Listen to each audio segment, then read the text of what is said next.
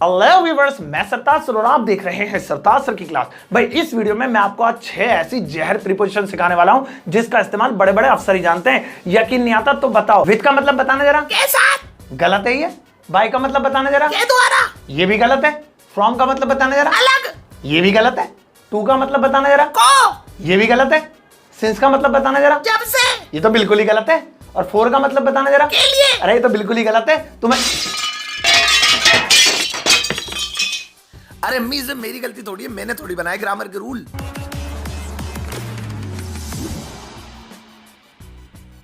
तो चलिए गाइस, शुरुआत करते हैं वीडियो की। आज मैं आपको इन 6 प्रीपोजिशंस के बारे में एक ऐसी ट्रिक बताने वाला हूं जो आप लाइफ टाइम नहीं भूलेंगे। क्या आप जानते हैं with, by, from, to, since, for इन सब का मतलब हिंदी में एक ही होता है और वो है से। तो जब भी हिंदी में किसी वाक्य में से आ जाए, आपको इन प्रीपोजिशंस में से ही कोई एक उठाकर वहां पर लिखनी है। देखो ये है तो 6, लेकिन इनकी कंडीशंस अलग अलग है। आप जरा ध्यान से एक एक करके सबकी कंडीशन सीख लो।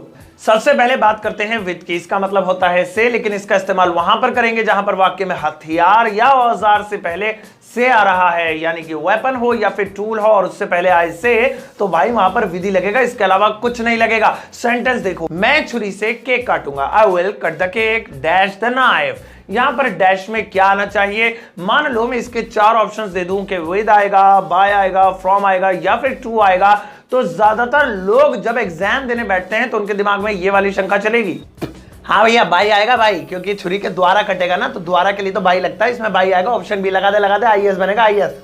बिल्कुल इसी तरह से ज्यादातर लोग इसमें बाय का इस्तेमाल करेंगे, लेकिन ये बिल्कुल गलत है, क्योंकि ये जो छुरी है ये एक हथियार यानी वेपन की कैटेगरी में आती है। तो ऐसी कंडीशन में हमें यहां पर विद ही लगाना होगा। आई will cut the cake with the knife. मैं पेचकस से टीवी खोल रहा था। I was opening the TV dash the screw driver.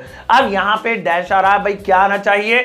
बिल्कुल करेक्ट, यहां पर भी विद आएगा, क्योंकि स्क्रू ड्राइवर यानी कि पेचकस, और फिर ये तो एक टूल है यानी कि एक औजार है, तो हथियार या औजार से पहले जैसे कि मैंने बताया हिंदी में से आएगा, तो अंग्रेजी में वहां पर विद लगाएंगे। यहां पर एक और चीज का ख्याल रखना है, जब भी हथियार की बात होती है तो हमारी नजर में मिसाइल, तोप, छुरी, चाकू, तलवार ये सब आती हैं, और जब औजार की बात होती है तो पेचकस, प्लास और आपके पाना, हथौड़ी, ये सारी चीज दिमाग में आती है। लेकिन यहां पर हम गलत हैं। टूल की कैटेगरी में सिर्फ यही चीज नहीं है, हर वो चीज जिससे आप अपना काम निकलवा लें वो एक टूल है। एग्जाम्पल के तौर पे यह है गार्नियर का फेस वॉश फॉर मैन, जिसे मैं रोज लगाता हूं और इतना हैंडसम दिखता हूं, और ये है जॉनसन्स बेबी पाउडर, जिसे मैं बचपन में लगाता था, इसकी वजह से अस्पताल की नर्स मुझे फॉलो करती थी।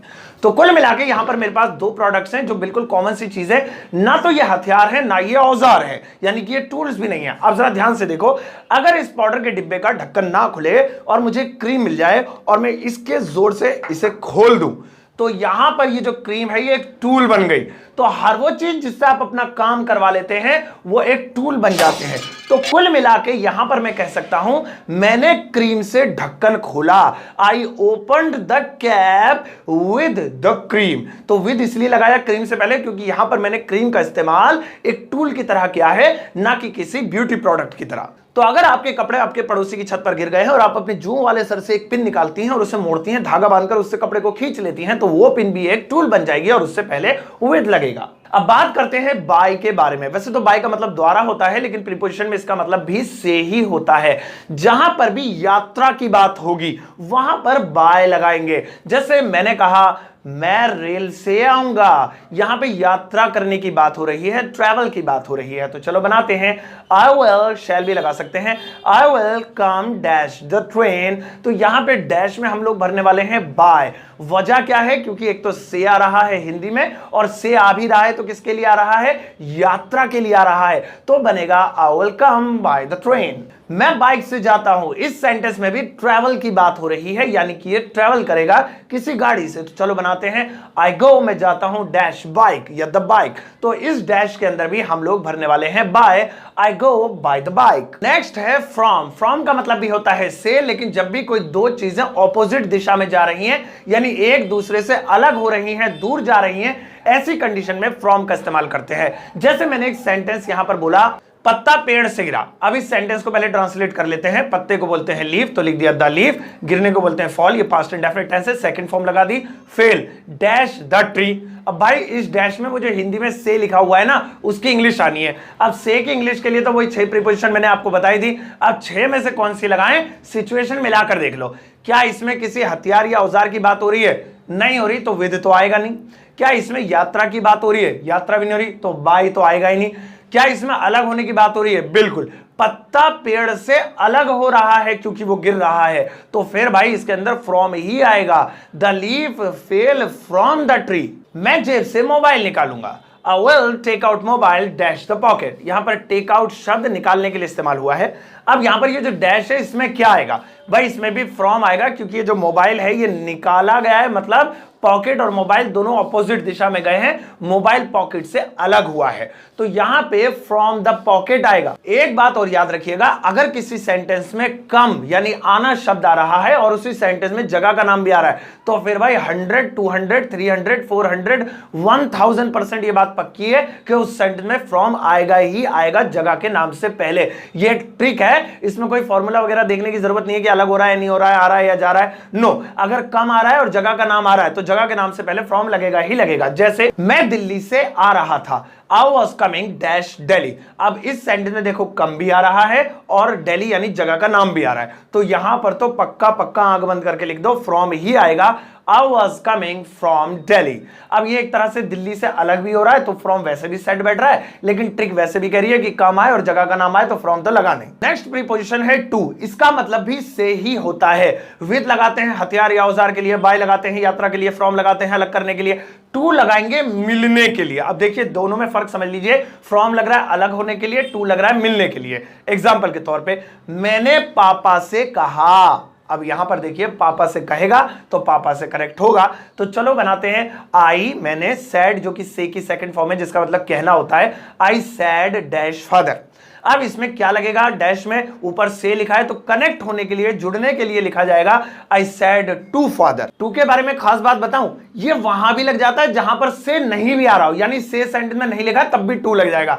कब लगेगा उसकी सिचुएशन सुनो। सिचुएशन ये है कि उस सेंटेंस में एक तो गो शब्द आना चाहिए, गो की चाहे कोई सी भी फॉर्म हो, गो हो, वेंट हो, गॉन हो, गोइंग हो, गोज हो, यानी पहली दूसरी तीसरी चौथी पांचवी कोई सी भी फॉर्म हो, और साथ ही साथ जगह का नाम भी आना चाहिए, तो लगेगा उस जगह के नाम से पहले टू। अब पहले मैंने कहा था कम शब्द है तो जगह के नाम से पहले फ्रॉम लगेगा। अब याद रखना, अगर गो शब्द आ रहा है तो जगह के नाम से पहले 100, 200, 300, 1000% बात पक्की है कि वहां पर टू लगेगा। जैसे एक सेंटेंस है, वह दिल्ली जाएगा, ही विल गो डैश दिल्ली। अब इस डैश में हमें क्या भरना है? टू भरना है। वजह क्या है? एक तो यहां पर गो शब्द आ रहा है और जगह का नाम आ रहा है, तो पक्का पक्का पक्का यहां पर हमारी ट्रिक काम कर रही है, यहां पर टू ही आएगा, he will go to Delhi. Last में बात करते हैं सिंस और फॉर की। इन दोनों को एक साथ ले लेते हैं ताकि ये वीडियो ज्यादा लंबी ना हो जाए।